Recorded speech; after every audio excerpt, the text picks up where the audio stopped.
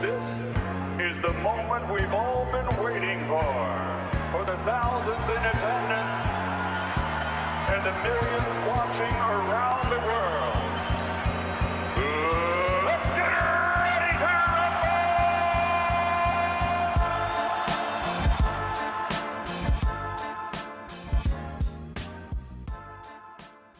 Welcome to the Junkyard Pod. I'm Tony Pesta, and today we are doing part 2 of our quarter season grades. We're going to finish grading the core 4 with Evan Mobley and Donovan Mitchell in this episode, as well as a few bench players that I wanted to talk about. And joining me to tackle this one is a guest who I'm very excited to have.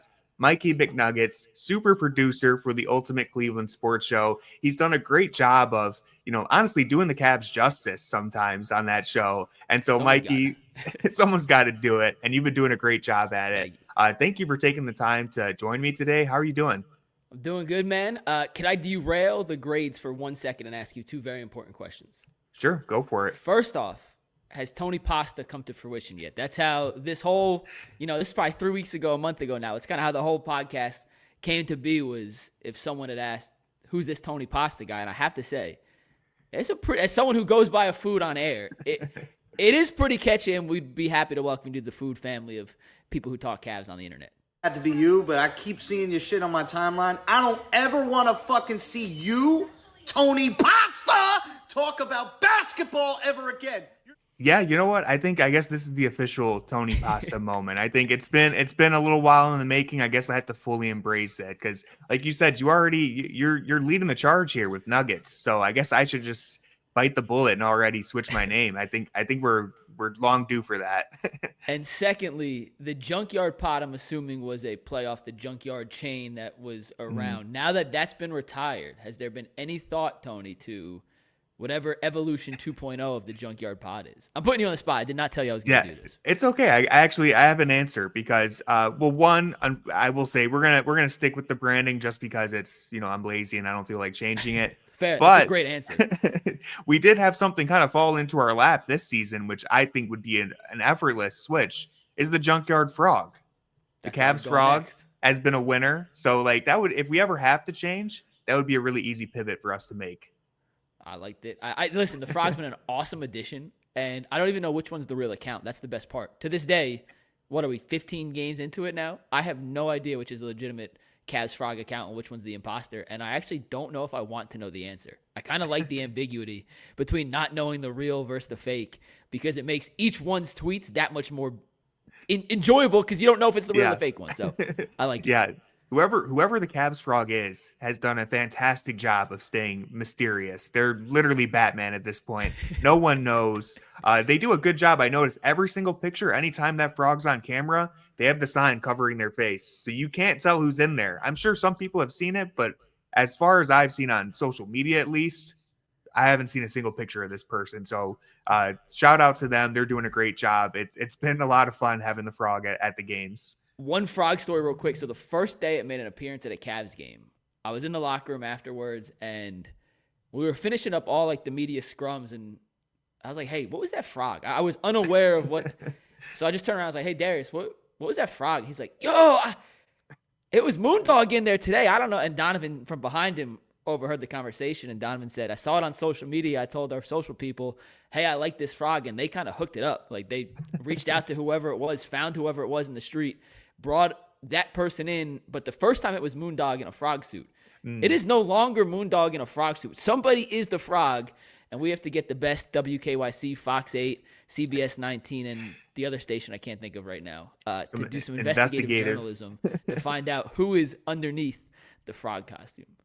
Yeah, Moondog tried to steal the spotlight there for a second, but you could see him in the picture, so people were quick to point that one out. But there is a legit frog out there. We'll have to get to the bottom of it one day. Or honestly, if it's up to me, I'm not revealing their identity. If I ever find out, it's safe with me. If you want to come on UCSS or the Junkyard Pod and reveal it, we'll keep it within the circle of trust and leave everyone else out there guessing. But we got some grades to give out, Tony, and let's do it. It's true. Let's get into it. But again, everyone, go follow Mike. He's doing great work. And today he's going to help me hand out these grades. So let's start with an easy one, I think. Evan Mobley, he's playing pretty good basketball, right? He had his career high 41 points earlier this week. Can you give me your review of Mobley's season so far? Yeah, he's been awesome. And all the little things you had hoped you would see from Evan Mobley over the first 3 years of his career have kind of come to fruition. I think the most important change in Mobley is just the fact he's willing to take some of these shots. The jump shot in the past has always looked kind of clunky. And he was always a little hesitant when he caught the ball on the wing. Even if he was open, he was always because he thinks the game so quickly. And he wants to make the right basketball play. It took him 3 years plus an offseason with Kenny Atkinson to understand sometimes the right basketball play is you taking the open three. And sometimes it's a good shot, and there's not going to be a better shot in the possession. You see against Denver on Thursday last week, and then against Charlotte on Saturday, just the unhesitancy and the willingness to let it fire. And there's some sort of mental roadblock that shooters go through, and especially someone who didn't grow up as a shooter. He was a big man. He wasn't asked to shoot threes, where you have to kind of just accept the fact, if teams are going to give this to me, this might be the best shot we can get in an individual possession. Let it fly. And at this point, he's hitting at an incredible rate for a guy who historically has been a pretty average three-point shooter. I'm not going to say he's officially arrived as a shooter. It's 2.5 games. My grade, Tony, is an A. I'm not going to give him an A+ till I see the shooting continue for at least another week. 2 weeks maybe. I just want to see it a little longer. But he's still a defensive stalwart. His playmaking is just what we thought it was. He's been more aggressive. I love some of the moves he's incorporated into his game when he's able to drive and create space on the block. But most importantly, it's a three-point shot. And when he's shooting and making threes at the level he has the last 2 games, I don't know how teams are supposed to stop the Cavs from a defensive standpoint. They have so many weapons in the spacing. All the questions, can the two bigs play together? Well, if Mobley's shooting 40% from three, you don't have 2 non-shooting bigs. You have a shooting big and Jarrett Allen. So he's an A for me. I agree with everything you said, although I will say a tough class here, tough grade for Mobley. I'm going to give him the A+.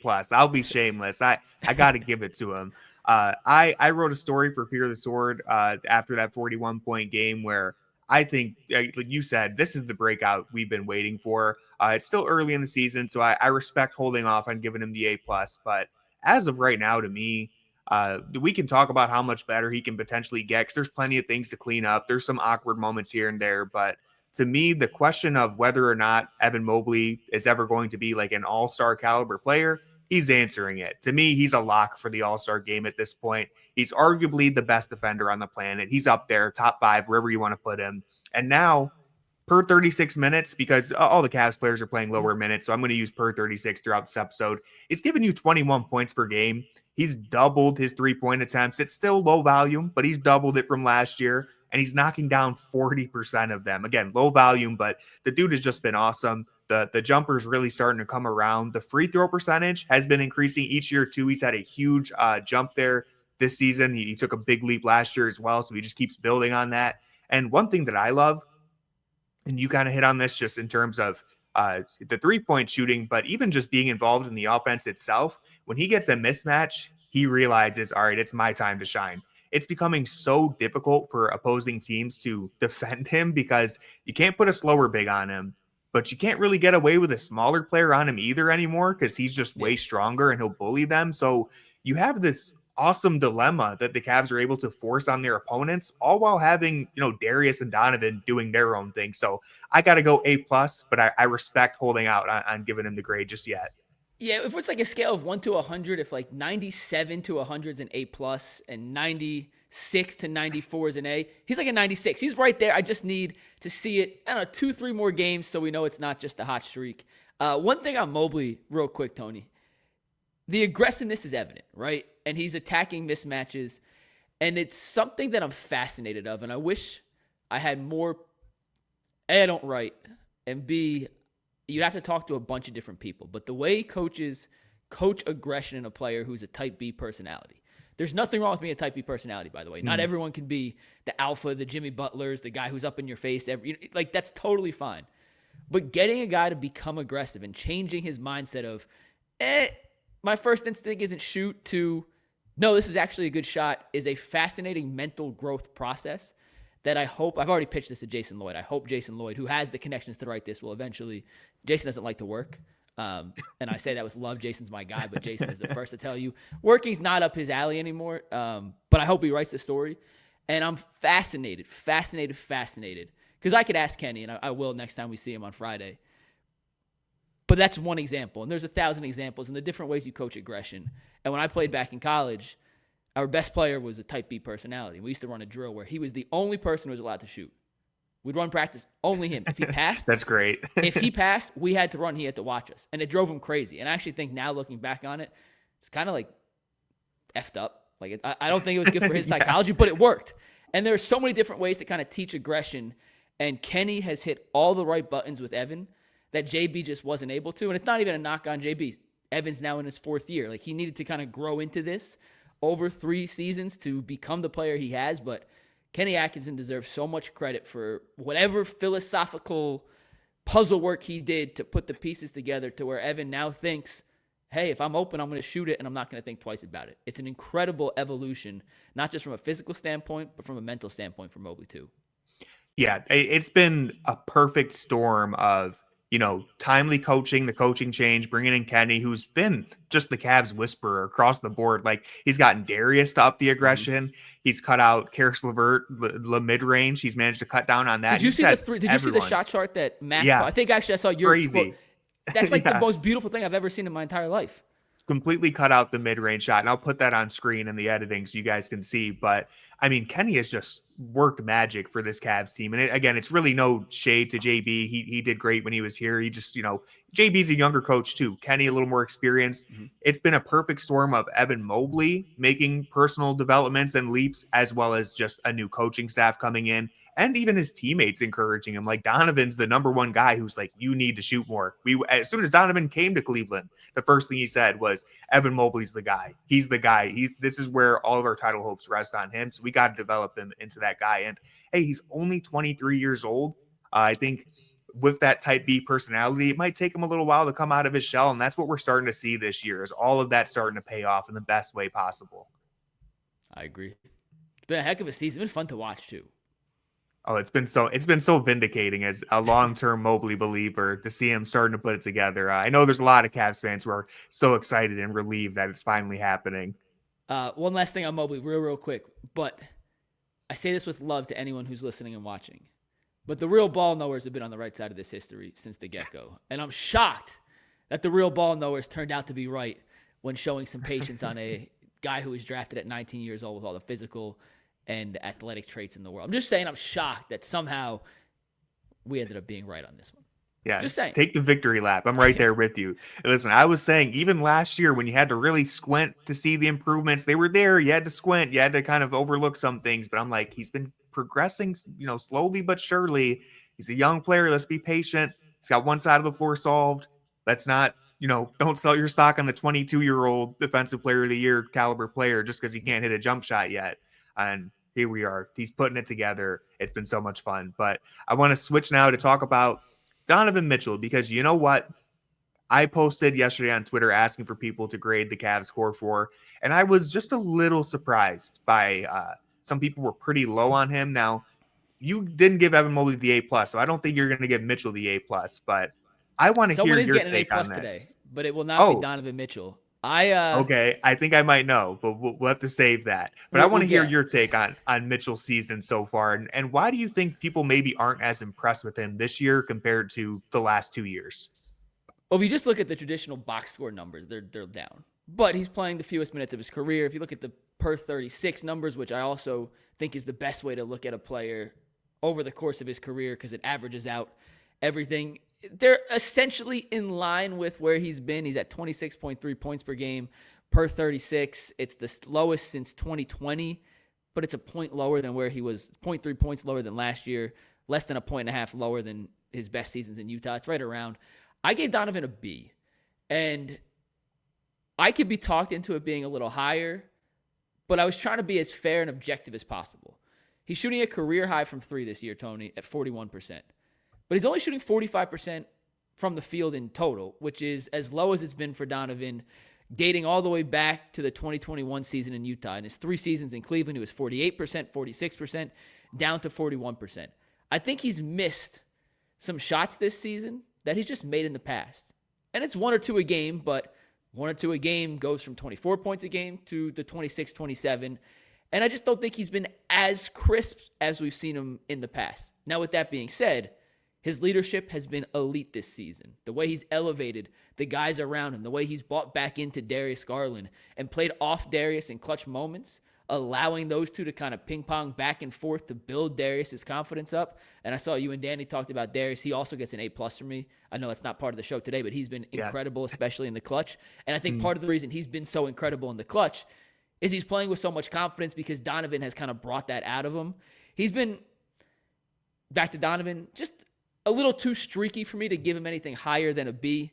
He's been very good, but when your expectation for Donovan is all NBA level, I just think he's been a little below that so far this season, just slightly. So I gave him a B. It's a good grade. Can he be better? Yes.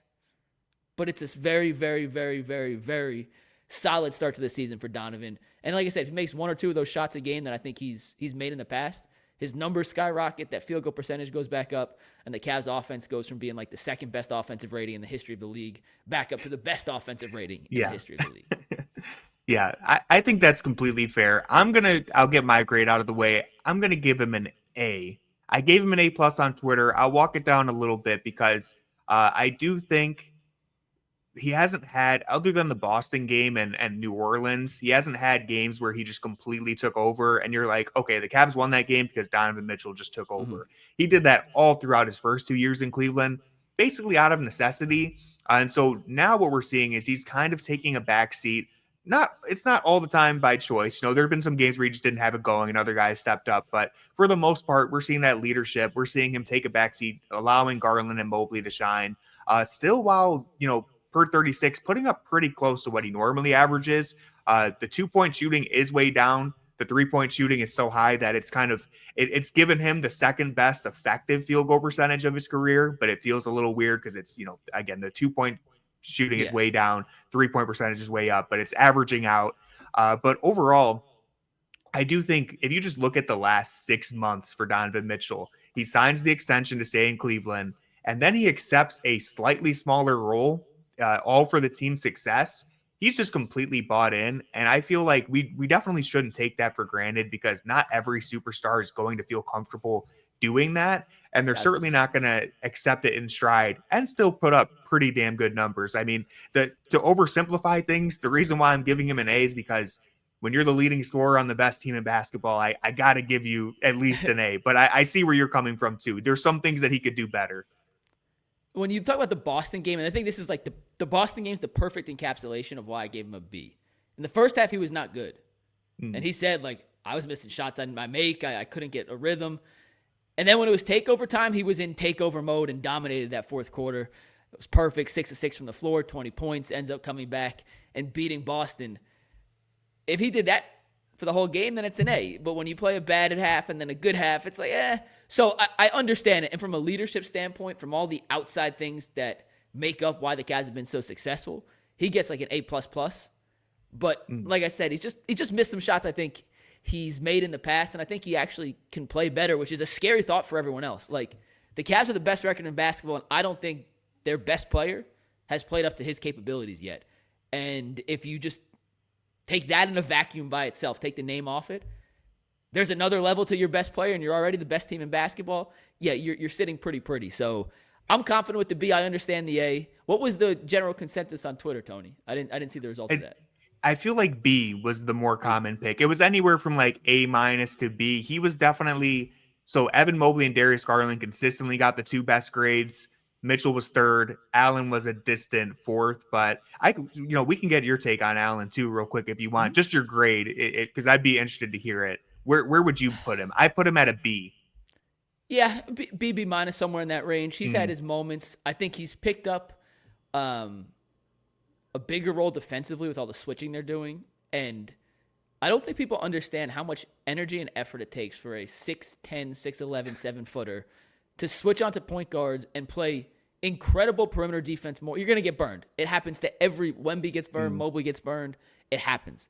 But when they switch as frequently as they have this season, the energy exerted by a big switching onto a point guard as frequently as Jarrett Allen has is going to take away a little bit of your offense. I mean, that's why teams try and put Steph in every offensive or every defensive set when they're playing the Warriors, or they put Jokic in pick and rolls because, hey, if he plays defense, it's less energy on offense. He accepts the challenge. Jarrett's done an incredible job defensively. He's still shooting like 68% from the floor. He doesn't get many opportunities. I understand why his numbers are down. Yes, you like to have him, maybe have him some bigger impacts in some of the bigger games against the better opponents, but look what he did to Jokic against Denver. Jokic did have 27, 20, and 11. It's weird, but Allen played so good on him. He had to work for everything, and I thought Allen played a great defensive game. So, yeah, the numbers don't look sexy, but I think he's just a dirty – I mean, it's in a good way. Like a dirty jobs kind of player. Gets the job done. You almost know night in, night out exactly what you're getting from Jarrett Allen. A B minus, I think, is a fair and appropriate grade for Jarrett. Yeah, I think that's totally fair. I think people are probably feel worse about it than they should just because Jarrett was such a focal point last year because of all the injuries. Of course, the All-Star season a couple years ago. And now that he has kind of, accepted being the fourth guy on this team, his stats are going to come down. You mentioned the switching. That's a really good point that I don't think we mentioned at all when we were grading Allen. He's looked tired at times, and that's a possible explanation. The dude's out there chasing guards way more than he normally does, which I do like that the Cavs have just allowed Allen and Mobley to switch more often, but it's certainly going to come with some setbacks. So I'll be interested to see how Allen progresses throughout the year.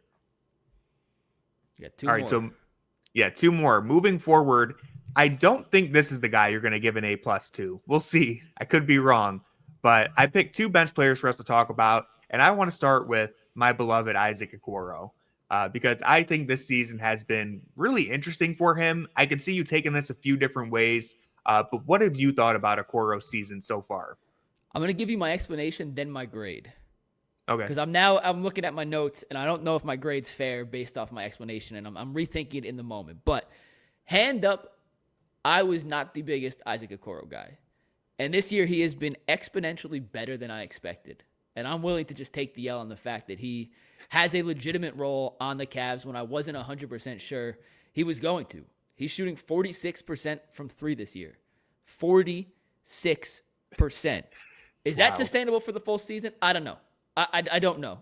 The past is probably not, but we're 20-something games into the season, and he's shooting 46%. That is nothing to scoff at. Oh, yeah, and he's doing it on a career high per 36 volume. So it's not like he's just taking 2 threes a game. He's averaging 4 3-point attempts per 36 minutes. I had no idea, Tony, that he could be a great passer out of the short roll, which Kenny Atkinson has unlocked this year because of the fact they don't have many bigs. When Isaac sometimes is their second biggest guy in the court, he plays that power forward position. And he's made passes left and right that I didn't think were in his bag. He's not Draymond Green. Let's not get crazy. But he's making the right pass more often than not. And he's doing it quickly before the defense can rotate and catch up to where they're supposed to be. I did not know Isaac Okoro had any of that in his game. And I will be humbly the first to admit that I'm willing to take just an L on that. When the season started, I thought he was going to be the guy that was just kind of struggle to find rotation minutes because of how much depth they had at that 2-3 position. But if he's going to shoot 46% and make the right pass out of the short roll time and time again, plus be their best point of attack defender, I don't really know how you keep him off the court for certain stretches. I gave him an A-. I think I talked myself into an A. I feel like you're going to give him an A+, so I want to stay A- so we could average ourselves to an A, but he's been way better than expected, and for everyone who was on the Isaac side, he's still not a creator. That's the one thing I still wish he had a little more to his game. But the passing and the ability to make open threes, he's gotten better and better and better each year. And I think that's just a testament to how hard of a worker he is and his willingness to kind of fit into the role that Cavs need him to play. He's like an amoeba in the best way possible. Whatever the Cavs need, he's kind of found a way to make the best of the situation. I've been incredibly impressed by Okoro. See, this is amazing because I was going to give him a B+. And I'm very high on Okoro, so I wasn't expecting to be outshined by another Okoro truther right now. I'm going to blame my co-host Jackson for being so low on Okoro that I think it's rubbed off on me. But he's been great. This? Wait, I want to block out all the notes. Wait, I had a B+ at first, and then I talked myself into an A- as I was going through. So you talked me into it too. I might even give him an A- myself. Because listen, you nailed most of it. And I'll start off, I'll get this out of the way. We're still seeing a lot of the same limitations as far as his ceiling goes. Mm-hmm. He's not a shot creator, which is always going to hurt. He's still not the most respected offensive player. His reputation's changing as a shooter, but he's still, teams will ignore him a decent amount. The other thing, he's not rebounding the ball all that well. You'd like to see him get a little more active on the glass, but we're seeing that same old strength as far as being an elite perimeter defender. And as you mentioned, he's building on a lot of his weaknesses in a tangible way. Again, using that per 36, you already mentioned some of these stats, but so I'm using the per 36, by the way, because he's playing a career low 20 minutes. Yeah. But per 36, he's at a career best in 3-point attempts. He's shooting 46% on 4 attempts, which if you told me that would be the case his sophomore year, that would be a huge success. Will it maintain at 46%? Probably not. It'll come down a decent amount, but he's basically at 40% for the last 3 years. So the jumper, when he's left open, it's legit at this point. He's at 60% effective field goal percentage. That's a career best. He's averaging 3.1 assists per 36. That's a career best.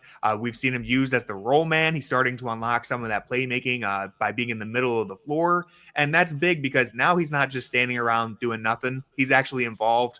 You can't ignore him because if you're going to ignore him, then it's a 2-on-1 because he's setting the screen. So he's just been awesome in that role. And even to be fair to his rebound, he's at a career best for rebounds per 36 too. So we're seeing a lot of things come together for him. And I think for some people, Okoro is always going to be hard to buy into because he doesn't put up big numbers in the box score. It's never really going to pop off the page. He's never going to be the most flashy player, but man, he has been so good and he is so helpful to this team. I'll give him the A- too. I'll just do it. I think we talked ourselves into it. Yeah. This is way off topic real quick, Tony, but relates back to Okoro. I saw a tweet today that BetOnline AG had the Cavs as the second highest odds to land Ben Simmons if the Nets buy him out. Saw that. And did you see that? Yeah. Okay, now I squatted this afternoon, so this could be me, dreary post-squat day, walking back. What if in a I'm not saying I like this. I'm just throwing this out there. Okay. Simmons as a luxury buyout costs nothing. If Mobley continues to shoot at the level he's at, what if you just slid Simmons into that high pick and roll slot as the playmaker in the Okoro role who can't shoot? He cannot shoot like Isaac, but the other things that Isaac does, at least on paper, Simmons is an upgrade. Could I convince you that there might be a 1% chance it's not the worst idea I've ever had? If you can guarantee to me that he won't be a vibe killer and he actually still cares about basketball, then it makes sense. I don't know if I'm not gonna bet on it though. So I understand the vision there.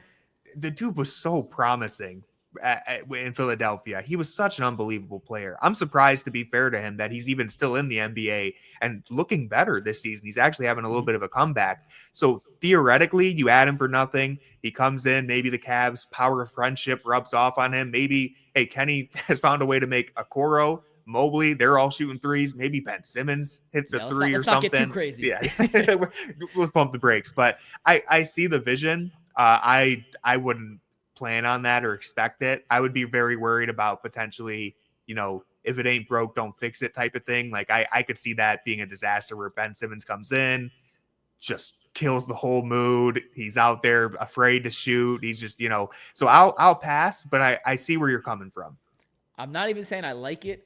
I squatted, was walking back, saw the tweet. I was like, maybe, like, I'm trying to find a way to talk myself into it just because, in theory, in a vacuum, he can't shoot a lick. And I've always liked Ben Simmons. Admittedly, hand up, Ben Simmons truther. It's been a very lonely island, but the skill set is so intriguing. If Mobley can keep shooting, he gives you size, and in that short roll, in that Okoro role, like the position Okoro's playing, that's just an elite 6'9", 6'10" play. He's still a great passer. Like, even with Brooklyn this year, throwing dimes left and right, he can't stay healthy. I don't trust him. If it was a need, I would say not a chance. But as a luxury, I'm kind of talking I'll change my mind by 8 p.m. tonight. But for the next 4 hours, I'm not hating the move, is I guess my point. The fact that, it would be a buyout and you're getting him for nothing, that's what makes it even, a discussion. no chance in hell you're trading for him. But if you No, get him no. for nothing, someone will probably do it. Some team will take a chance Boston on was him. the favorite to land him, according to that tweet. And for the same reasons that he might fit with the Cavs, he might have that fit with. But you wouldn't give up any asset, just simply as a buyout guy. Yeah. Last minute addition. Buying completely low on a player who has been good in the past, who's had, you could make excuses for him, the injuries and stuff. A lot of it is his own weird, like he's in a funk, it seems like. But yeah, I'm out, but I get it. It's something that you can talk yourself into. But I'm gonna go ahead. We'll finish off here with someone else who, speaking of buying low on someone, I don't think any of us expected to be grading Ty Jerome on the curve that he has set for himself this season. But man, what a surprise this has been. He's cooled off a bit recently, so I'm interested if that will impact the grade at all. What are you feeling for Ty? So at first I gave him an A+, and then I decided that I can't do that. I can't do it. I can't. I gave him an A+++++. There we go. I'll leave all the stats to you, Tony. Here's why Ty Jerome gets an A+++++ for nothing else. Last season, he rolls his ankle in the second game of the season and goes MIA. Like, you just forgot he existed. We weren't getting updates. There was no, hey, Ty Jerome underwent surgery. Nothing. Completely vanished in thin air. So expectations this year for me and Ty Jerome were zero. How could you have expectations for a guy I wasn't even sure was still alive because we hadn't seen him on the bench. We hadn't seen any posts. There was no update about him. I had no idea that Ty Jerome could take over games. None. He had never shown that propensity in his NBA career. I went back and looked at Virginia to see, like, hey, did he have the occasionally, but that wasn't his forte in Virginia. He was usually just a calm, cool, steady. Consistency was the word with Ty Jerome. And on multiple occasions this year, Ty Jerome has been league pass good. And by league pass good, I mean, you checking your phone, Ty Jerome has 23 points in the second quarter. You got to turn it on. Ty Jerome this season, Tony, on 3 different occasions has been league pass good. Donovan Mitchell's been league pass good twice. Darius has been league pass good twice. Evan in the first quarter against. I think Ty Jerome actually has the most league pass moments of any individual player on the team. I have to go back and check. On this. Yeah. I may not be right, but I think he has 3, and that would lead the Cavs in league pass moments. For that alone, based off the fact I had no expectations whatsoever for him, I'll give you all the numbers. You can take that approach. I'm going with the simple vibe check approach. Ty Jerome, a.k.a. Milk, and I asked him in the locker room about that nickname, and he said he never heard of it, has no idea where it came from. We don't endorse the nickname on the Junkyard Pod. Yeah, so we can scratch that. But he has completely invigorated a city to where now when Ty Jerome checks in, you could hear the crowd be like, ooh, what's he about to do? And if I had told you that a month and a half ago that, hey, Ty Jerome's going to be arguably the Cavs' most exciting guy coming off the bench back into a game, we would have laughed at each other. And that's the reality of where we're at with Ty Jerome right now. So for me, he gets an A+++++. Absolutely, man. I like, just based off the expectations, I'll talk about the recent skid that he's hit in a second, but when you look at where he was last year, where no one even knows where he was last year, to be fair, the dude disappeared, like you said. Mm-hmm. He sprained his ankle and was just completely gone. And even before that, this is a fringe NBA player we're talking about. He did not have a guaranteed role on any team. Comes in, early front runner for 6th man of the year. I think that's gotten away from him recently, but just based on where we were expecting him entering the season and the way that he started off, you got to go A+. Now I want to hit on this slump because I know some people listen. He's probably been closer to like a C in the last 5 games or so, but he's shooting 15% from the 3-point line over his last 6 games, under 40% from the floor during that stretch.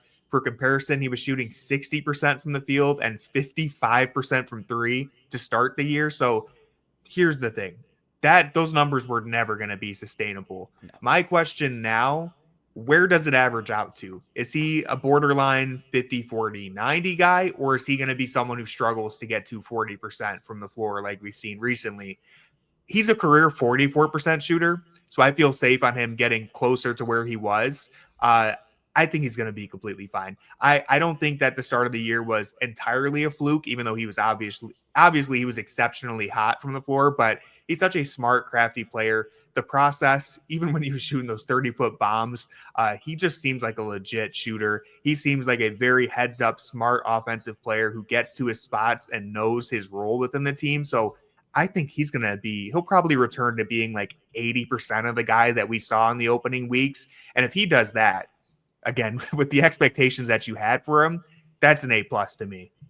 Yeah, I was talking to Kobe Altman the other day before the Denver game, and we talked about Ty Jerome, and that's someone he had targeted for a while. Like, this wasn't the Cavs' first sniff at. He wanted to draft Ty Jerome, like going all the way back to when Ty was coming out. And I was like, Kobe, can he really shoot 50% from three? And Kobe just kind of smirked, and we all knew he wasn't going to be. He wasn't the greatest shooter of all time, even though he was shooting 60 and 56% from three from the get-go.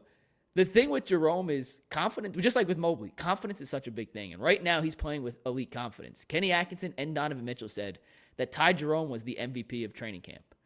And I forget, it was George Niang who said over the summer, Ty Jerome was the best one in their workouts. And then you get to September and he was the MVP of their September camp. Then you get to October and he's the most surprising player in basketball. At what point do you just say, all right, it's not surprising anymore. This is just who he is. He was never a 60-55 guy because no one in the history of basketball has been a 60-55 guy. But I don't think he's a 44-32 guy like his career numbers say. He's been better this season than he ever has been. It's indisputable by any metric you want to look at. Is he the best bench player in basketball? No. Was it a fun 3-week ride where he was? Yes. And do I think he's closer to that than where his career averages are? Yes. And the biggest reason is, look at the guys he's playing with. Like, he's a secondary creator, and he's always on the court with Donovan or Darius. Like, even Karis LeVert, where he's not the guy that has to be the primary ball handler, penetrator, creator. He's playing off guys. And when you're playing off guys, you're attacking coverages and rotation. You're attacking secondary defenders. And I think on most nights and against most teams, he's better than the other team's second unit, third or fourth best defender. So I like that matchup more often than not. And Ty Jerome has been so much fun. I like talking to him post-game. I like watching him play. And when he gets hot, Tony, like, I'm telling you, we have to have a better nickname than Milk. Crazy. There has to be something, the White Assassin. I don't know what it is. People like the Typhoon. That's been a common one. The Typhoon. I'm in favor of that. Like, it's just been fun. And I think he individually has encapsulated the start of the Cavs season more than any other player, because it was a team that had expectations, has completely exceeded them, and teeter off a tiny bit, but not much. Like, that's kind of Ty Jerome's entire arc this season in a nutshell. Yeah, I think you said that perfectly. I completely agree. The performance against Golden State was electric. His 27 points in the first half against New Orleans. I think he had 3 30-footers, like almost back to back to back. He threw in like a regular 26-footer in between. It was crazy. No one has been more vindicated than Kobe Altman this year across the board, but especially with Ty Jerome, because he has been like, this guy's good for like years now. And finally, hey, 6'5", efficient shooter. Even, he hasn't always been this good, but he's always been a good shooter. So him taking a leap, again, like, listen, it was about a 20-game sample size. You can't just throw that out and be like, oh, he was uncharacteristically hot. You go 20 games playing that well, you're a pretty legit dude. So is he going to be 6th man of the year? No, probably not. Is he a legit piece that the Cavs just uncovered? And this is the type of player that you have to hit on the fringes to keep making steps forward as a franchise? Absolutely. He's been so good. He's been just unbelievably fun to watch when he's in a rhythm. And I think he does a good job of understanding when it's not his time to shine and playing off ball, getting others involved. Hasn't been as perfect recently, but I think he's going to bounce back. Sign me up. As long as I'm alive, Ty Jerome will have one super fan. Make that 2. I'll be right there with you. That's going to do it for this episode of the Junkyard Pod. A special thank you to Mike for joining the show today. Again, please make sure you check him out on Twitter and everything he has going on. I'll have links in the description. Listen, if you like the clips that I post, you'll love the stuff that he does, because there have been times where I post something and then I see that he posted the same thing 3 hours ago. And I'm like, oh, I hope he knows I didn't copy him. Great minds think alike sometimes, So definitely go follow him. And while you're at it, make sure you're subscribed to this show as well. You can find the Junkyard Pod on Apple, Spotify, and YouTube. So if you enjoyed the show, then I hope you hit that follow button. And until next time, thank you for joining, Mike, and go Cavs.